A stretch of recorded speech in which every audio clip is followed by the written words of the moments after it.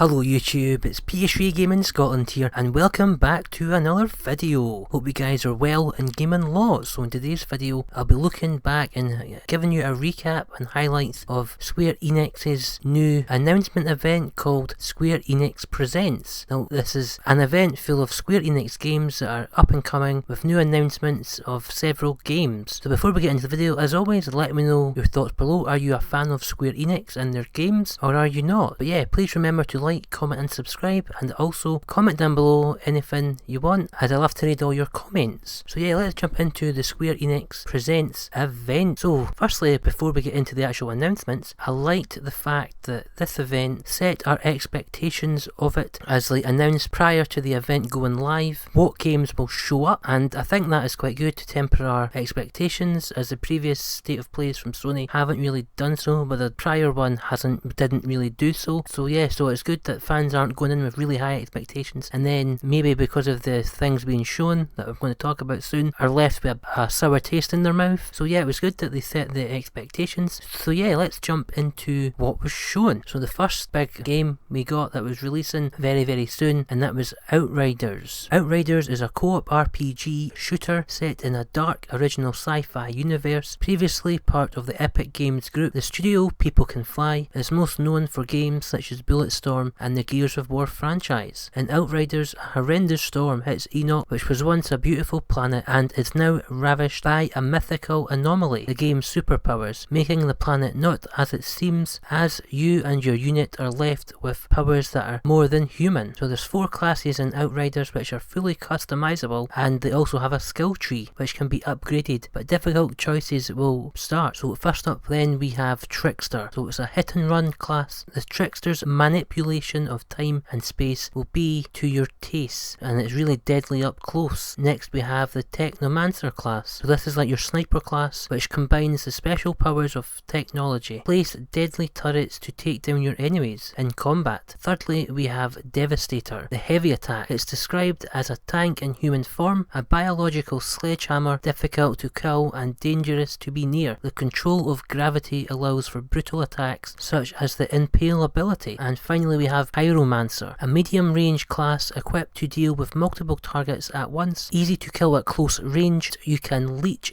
energy from groups of enemies or detonate thermal bombs to tear them apart. Each class has its own healing mechanic which rewards health for certain actions. The Outriders will come together to try and find the source of a strange signal, surrounded in fantastic locations such as snowy peaks, dense forests and jungles, and sandy deserts. There's also deadly enemies that have been adapted to their environment which also await. Outriders is full of side quests that allow you to scavenge for new gear and weapons to wear or trade with street vendors. Armor and weapon mods allow you to further tweak your gear, and a full crafting system is also possible. There's also expeditions mode that puts you against the most difficult enemies the planet has to offer, and there is a mobile convoy that helps you out with your tasks. The game also features co-op with friends. So that was Outriders. Let me know what you think of Outriders. Personally, I'm not really a fan of what I've seen so far, as this reminds me very much of Destiny, that sort of looter shooter type game with a sort of hub world that you can go on raids or expeditions, what they're calling in this game. Yeah, personally doesn't really appeal to me. However, let me know your thoughts about Outriders below. There is also a demo that can be played currently, I believe, so let me know if you've played the demo. So next up we had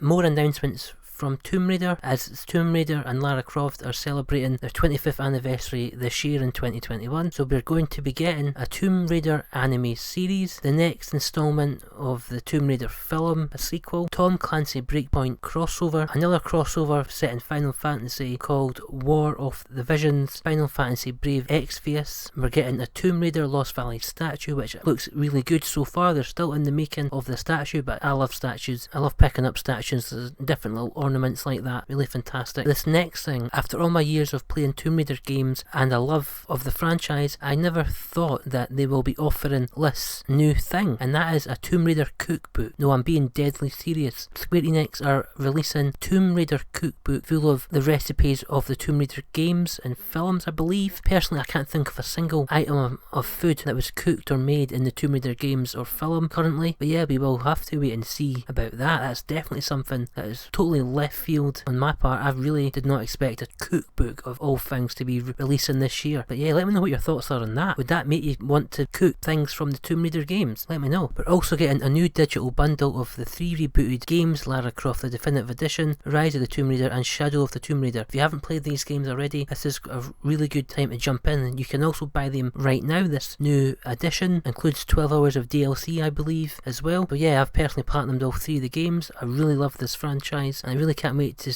get more games in the franchise to play. And also, as we know, Lara Croft is now in Fortnite, but what's also more fascinating is Croft Manor is coming as a playable map on the 23rd of March, which is in a couple of days time at the time of recording this video, which is really good for all you Fortnite fans. Not really a fan of Fortnite personally, but yeah, it's a good announcement nonetheless. So now we're going into some mobile games, which just fills me with dread, to be fair. The mobile gaming industry is just full of microtransactions and it's a mess, but there is a lot of casual gamers that love these games. So yeah, some of the mobile games include popular characters and brands coming to mobile, which include Just Cause mobile game, a Hitman Sniper Assassins game coming in 2021, and Space Invaders, new mobile game built on AR technology. Again, I do like Space Invaders as a game, but yet on mobile, we'll have to wait and see on that, to be fair. So next we got a really short announcement of a new game from Taito. It's called Toy Who Spell Bubble, releasing 25th of March. A new PS4 game from Strictly Limited Games as well, called Darius Cosmic Revelation. So next we got an announcement of Marvel's Avengers PS5. It's going to have faster loading times, better graphics, a free PS4 to PS5 upgrade, and a new content roadmap releasing very soon, including Hawkeye, which is March's new character, and I believe Black Panther is also making an appearance at some point, and we're still yet to see Spider-Man. But yet, will the game survive to that point, as over 96% of its player base has left the franchise? But I do think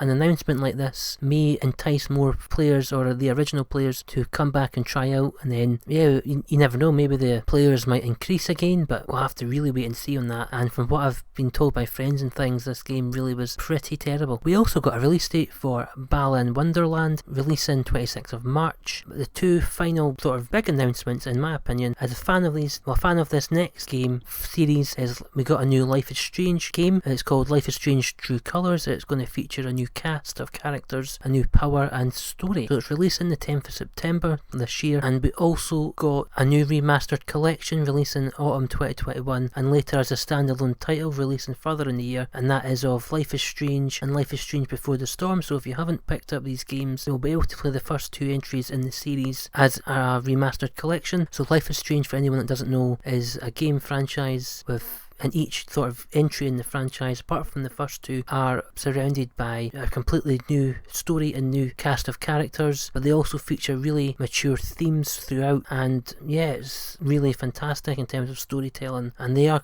pretty easy platinums as well, which is also a bonus. And finally, to end the event, we got Project Athia, more information about that. So the Project Athia game is revealed with a new name called Forspoken, and that's releasing in 2022.